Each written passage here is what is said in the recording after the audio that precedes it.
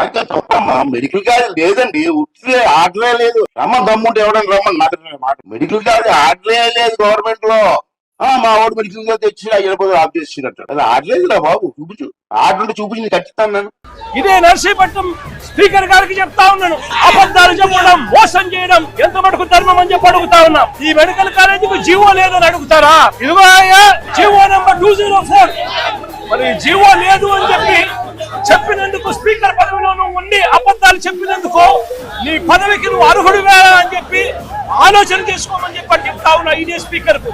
2022లోనే RT act లో తెప్పించాను.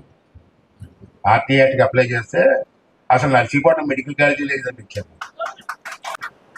తెలుసు, అసలు గవర్నమెంట్ ఆఫ్ ఇండియా పర్మిషన్ లేకుండా పిల్లలు ఎవరైనా జాయిన్ చేసుకుంటారండి కాలేజీలని?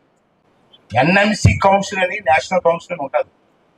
వాళ్ళు అప్రూవల్ ఇస్తేనే మెడికల్ కాలేజ్ వస్తుంది. ఆ మెడికల్ కాలేజీలో పిల్లలు జాయిన్ అయితే అవుతుంది. నువ్వు జీవో ఇచ్చావు, స్టేట్ గవర్నమెంట్ జీవో, కానీ సెంట్రల్ గవర్నమెంట్ ఒప్పుకోలేదే. పాడేరు మన ఒప్పుకుంది, పాడేరు ఒప్పుకోలేదు, నేను ఒప్పుకుంటాను. ఇంకేమైనా జరిగింది.